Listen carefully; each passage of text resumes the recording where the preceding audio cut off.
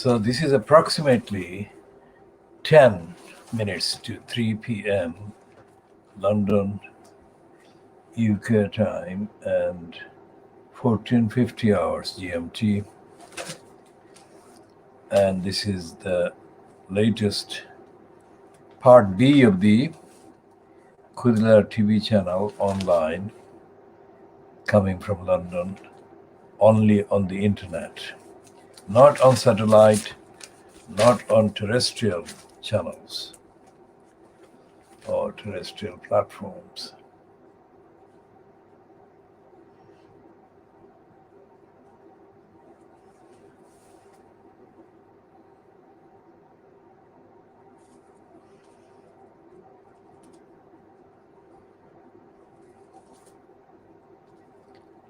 And the Guardian has got a Brexit related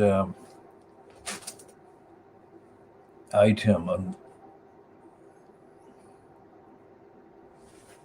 The Times has got a Brexit related item on page 14, headed Ministers in Immigration Row over raising cap on seasonal farm labor. Now, seasonal farm labor. Why should there be immigration to provide or find seasonal farm labor or any farm labor? The answer is that the dysfunctioning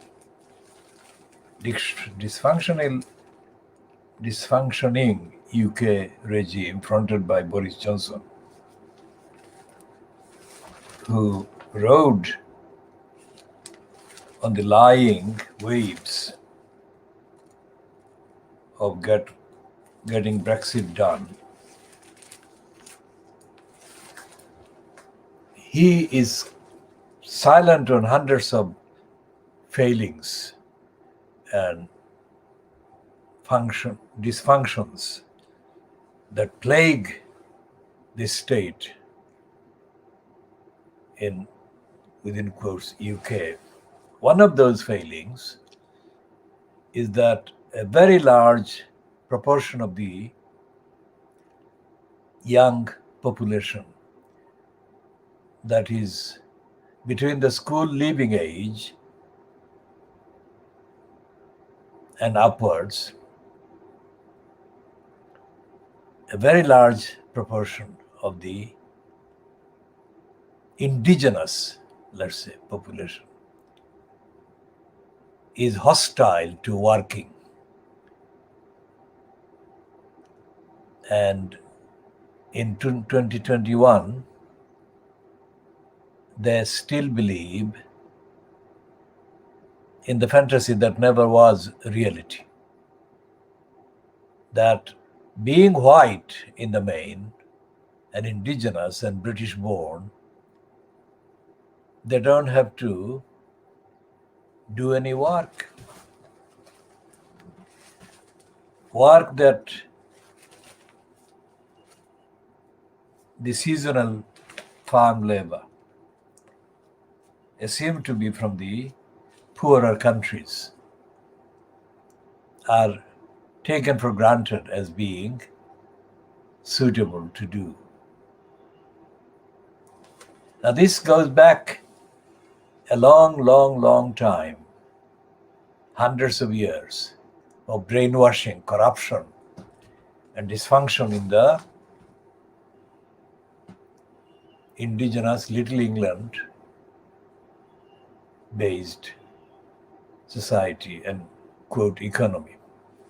Most of the propaganda about the City of London, the financial kind of City of London, not the City of London as the equivalent of a borough council, but the financial City of London has been promoted as the one way or the other center of the world, or center of the world's financial activities. But in fact, most of the British financial activities are corrupt, and they provide one of the world's biggest, if not the world's biggest, offshore financial criminality and crimes opportunities. So the economy is very, very unoriginal, unreal, unsubstantiated, unsustainable. But that is not coming across in the contents of the Fleet Street papers today or any day. And there is a intentional boasting and bragging by the insane kind of titles called this so-called the Daily Mail and Murdoch's Scum and Beaver Brooks' poisonous legacy, the Daily Express,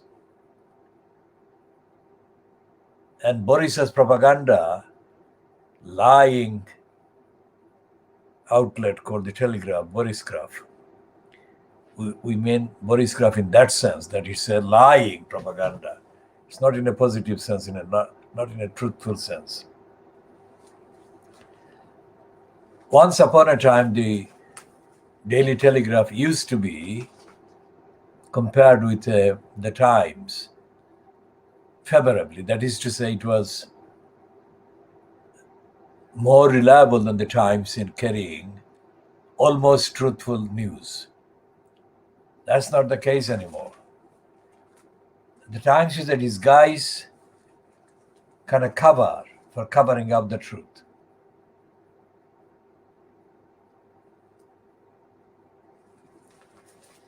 And the shortage of farm labor is only a small part of a bigger problem that has thus been created and allowed to fester over decades, over centuries. That mindset, that mentality is not sustainable and it's not justifiable, and it's ridiculous because the people who are reluctant to do the ordinary work that these overseas workers coming from, or overseas workers that would come from various countries comparatively poorer generally than the UK generally. Those people are as entitled to all the protections and safeguards provided in the various articles of human rights and declarations and statements contained in the conventions and agreements. And yet they have been treated as not only second class, they have been treated as not belonging to or not deserving to belong to any dignified category of human beings or humanity. That attitude has been engendered and kind of kept up by the perennially racist tabloids on Fleet Street and tolerated or in effect repeated by the likes of the Times in Fleet Street, the Guardian in Fleet Street, the Guardian today running this stupid realization that people who fought for the British Empire to keep Britain free from Nazi attacks and occupation, their sacrifices and their role have been left out. More than 75 years because of racism. Now, for all these years, 75 years, the Guardian has known that. and the Guardian has pretended not knowing or not noticing.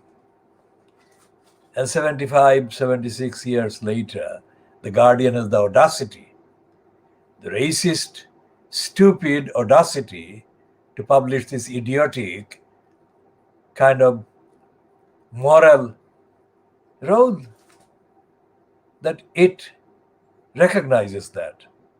The Guardian should be in an ideal setting, ideal fair kind of environment, should be prosecuted for lying, racistly lying. And the Guardian is also peddling the myth, the racist myth, that a thing called the Runnymede Trust is a source of truthful comment on the Tory sewer linked pro-racist, racism denying, lying spin done for the congenital liar Boris Johnson about race or racism. The Guardian is published, its format is, its mental format, let's say, the agenda is so corrupt and so deeply corrupt and convoluted that it doesn't realize that the Runnymede Trust is another front for the racists. So the Runnymede Trust should not be reported in any way that even suggests that it is against racism. It is not. It is and has been part of the racist brainwashing and propaganda. In recent years, let's say, the Runnymede Trust has added to the racist denial about Brick Lane, about East London. And it is completely packed full of lies and denials. It in fact denies the whole community, that the community exists. Even before the Runnymede Trust chief executive was born, we have been campaigning, defending the community in the East End of London and Brick Lane in particular. And yet, this chief executive has been part of the lying propaganda, denying the main work defending the community against racist attacks, serial racist attacks over the last 50 years. So whatever the Guardian publishes about the Runnymede Trust has to be condemned on the evidence as being part of the racist denial. On the other side, let's say, other side of the racist street, other side, opposite the one occupied by Boris Johnson, the congenital liar, the anti-Muslim liar, and the wanton peddler of prejudice and lies and fantasies against the people, both in the Muslim community, generally in other communities, and also within the territory called England, people who are comparatively kept in poverty, comparative poverty and deprivation. For example, the mocking of the people of Liverpool, for which Boris Johnson was forced to apologize in public. But yesterday's defiant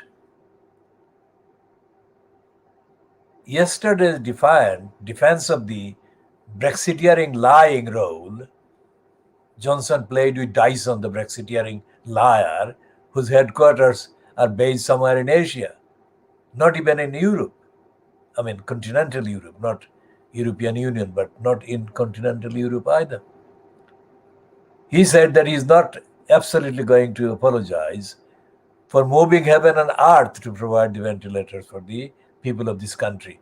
Boris Johnson prattled a wanton series of poisonous lies, which he knew were lies. So Boris Johnson is being peddled as claiming that there is no racism or institutional racism.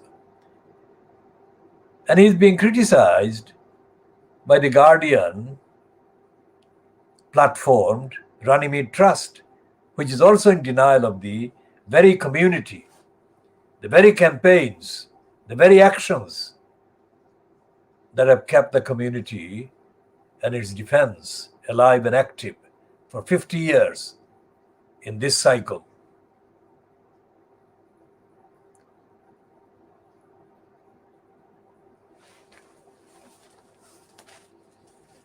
So,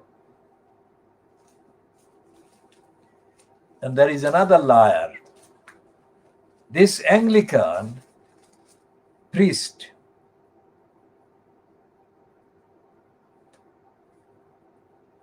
also known as the Archbishop of Canterbury, this liar is being paraded in the Times today in the headline, in the piece headline or headed, Welby says church has failed to tackle racism. Now, the sheer audacity of these liars. This liar joined the anti-Muslim chorus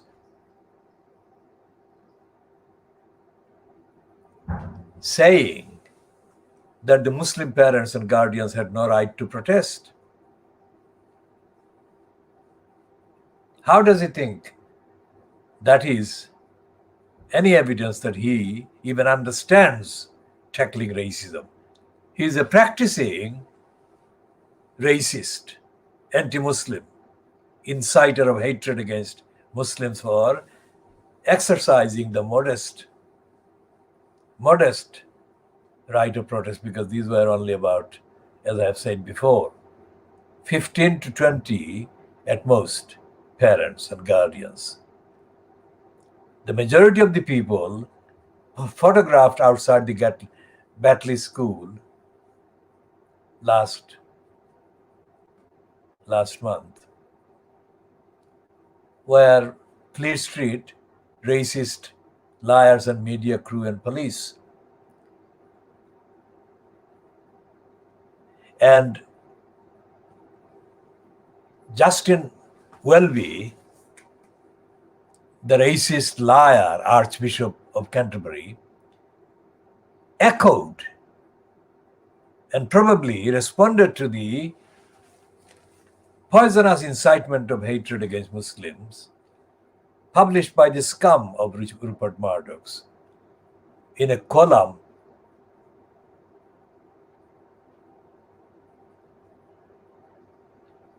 byline to Trevor Kavanagh. We shall come back to this after checking some technical issues.